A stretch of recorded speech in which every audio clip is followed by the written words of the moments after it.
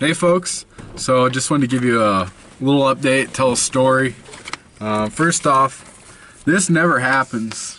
I'm not going to try to zoom in, just check it out. Let's see, the important stuff. Let's find it. This is the SMAW 2G, 3G, 4G.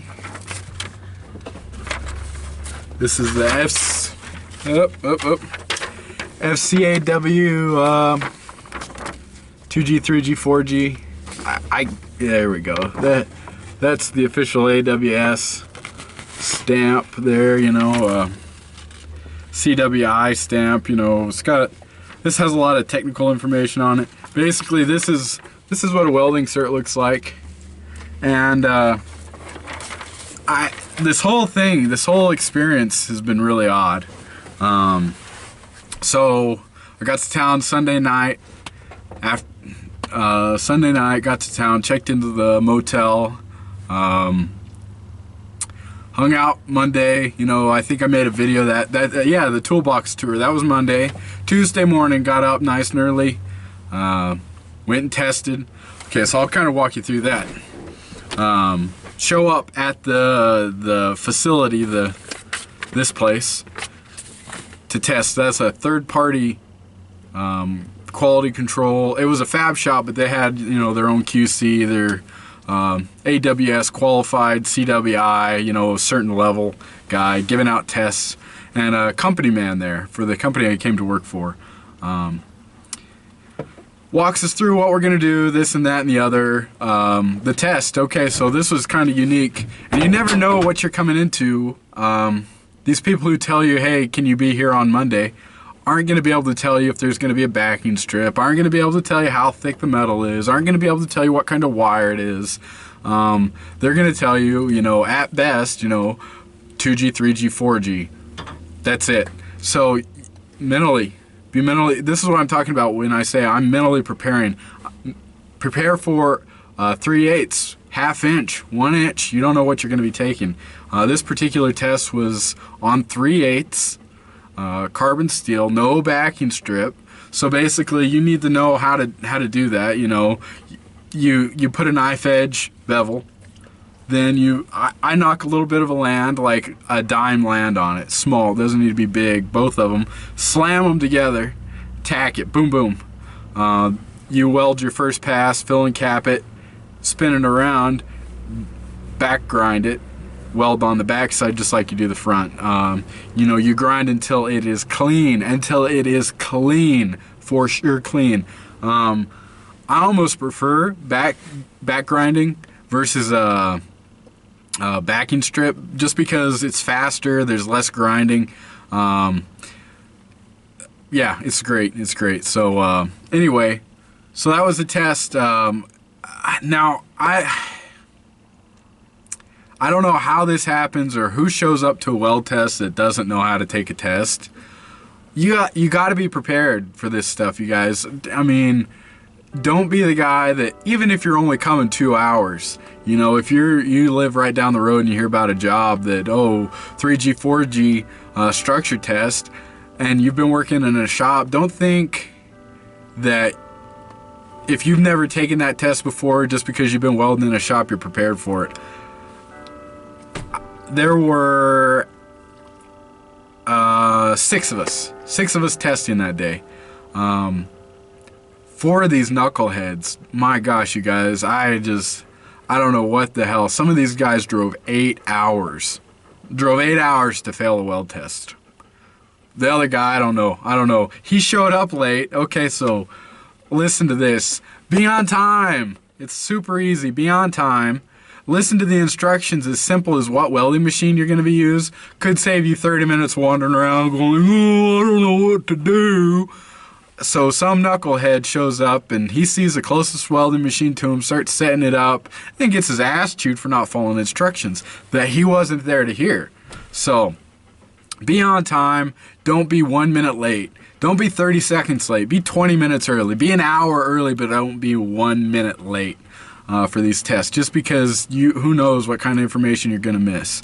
So Also, by the time I was cutting my coupons out, oh, you need to be ready for that too. Sometimes you cut your own coupons, sometimes you don't. And it's cutting your own coupons sucks. I mean, that shit is a lot of work that you may or may not be getting paid for. But it's not as nerve-wracking as turning over your test to somebody else and trusting them to cut it and do all the bending without you, because that's usually how it works. They say, all right, we'll call you. When you do your own coupons, generally you get to watch them be bent. You're there for the whole process. So, you know, you get to sit there and sweat, but for not nearly as long as going home and getting a call the next day. So, anyway, took the test, all six welding tests on Tuesday, and they all bent crystal clear. It was whoo-wee, sigh of relief. You know, I'm always sweating it just a little bit on these tests, even though if I say so myself, I'm a pretty good welder. You know, I got a lot invested in coming out here. I don't know how much I've spent so far, but I know I've spent a pretty penny on a hotel and gas and, you know, time coming out here. So tomorrow's going to be the first day of work. I'm going to show up. Was at the job site today, filling out paperwork. So let's see. We're almost a weekend, and I haven't made a single dollar yet. You know, I got here Sunday night, Monday, Tuesday, Wednesday. Today's Thursday. Luckily, I'll have 2 days on a paycheck. 2 days on a paycheck. So, so now for the funny story. The reason you generally never see these pieces of paper, I don't know what they're thinking. Well, I knew what they weren't thinking when I tested. It was a new QC, somewhat disgruntled, perhaps. I don't know.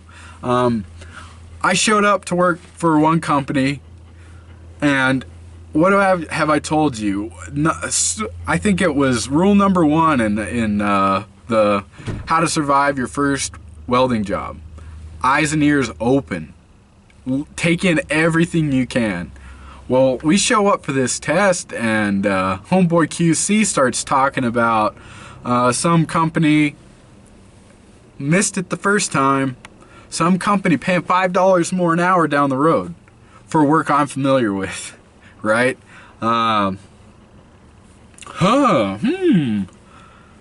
Start talking after I pass the test. Who is paying $5 more an hour for structure hands? Made some phone calls. I say, yeah, Billy Bob Smith, I got certs in hand. They don't, like I said, you're not going to see these generally. These are something that get filed away that they don't give you. Your employer just paid. Okay, so I've paid to get these certs one time. There was a job, high paying contractor job overseas, and I was interested in going at one point, and I didn't end up going, but I paid $300 for one 3G FCAW unlimited test. That was on 1-inch plate with a backing strip. I paid $300 for it. This is six welding tests. I imagine Joe Schmo company probably paid $1,000. That's a guess. I don't know. They may have got a discount because they're testing bukus of people, but I know these 2 pieces of paper are worth quite a bit of money. Let's just round down, and we'll say it was twice as much as the 1-inch. So we'll call it $600. $600 piece of paper, and they just give them away. And I mean, don't judge me. Don't judge me. $5 more an hour? Pff, don't judge me. Made some calls. They said, come on out. We need you. It's a funny story. So instead of me getting paid for that weld test, I was able to take the money and run, basically. So, and now, you know, hey, FYI, these are only good for 6 months. Now, if you're consecutively using these, okay, so they can be 5 months and 29 days old. And you can take these to your next job, company you've never worked for, say, hey, okay, these are current, for one day. They're going to be good for one day. If you strike an arc and are getting paid for it under these certs, they're still good. They're automatically renewed, you know, so your company, you're not going to have to sit down and take a weld test every 6 months if you're working. Your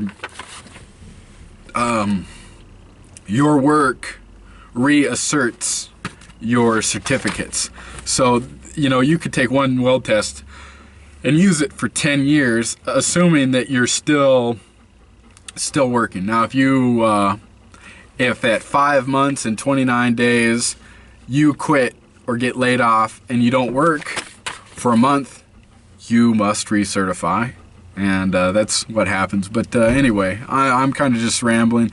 I just wanted to share a story. Thank you guys for all the well wishes and kind remarks on that toolbox video. It means a lot to me to hear that, and it does make, you know, it's good to hear that. It's good to be reminded, you know, that people are out there rooting for you. It feels good, and I appreciate it. Hey, so thanks for watching, you guys. I'm pretty sure everything's going to go smooth as butter. Getting some badass footage on this job. It's going to be different from anything I've done before on film, so stay tuned. You guys are going to see a lot of new things. It seems like they've got maybe at least 500 guys on this job, different contractors here and there. I don't know a whole lot about it. I know I'm going to be making a lot of pipe supports. So I think I'm going to be their #1 guy for pipe supports. We'll see. I don't know. Who knows what kind of curveballs they're going to throw at me. I'm going to be ready for whatever, and I'm going to keep you guys posted along the way, so stay tuned, and like, comment, subscribe, share these videos, you know, share them at the shop at lunchtime. I really appreciate it. And I'm working on getting a new batch of stickers coming around, and also I'm hoping to get an interview with one smart motherfucker who's going to tell you guys what to look for when it comes to breaking out in this oil field type work. And is there an oil boom coming up? If so, where do you need to be? How do you need to prepare to make the big bucks when oil prices start to go up?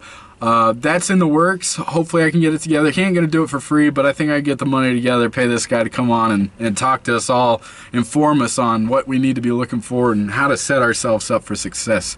So we'll catch you guys soon. Tomorrow's the first day of work. No footage tomorrow. I'm going to kind of feel my way out. Once I get my hooch set up or my little fabrication area set up, I will order me a couple pairs of video glasses that I use, and we'll get these videos coming your way, you guys. Until then, we'll catch you later.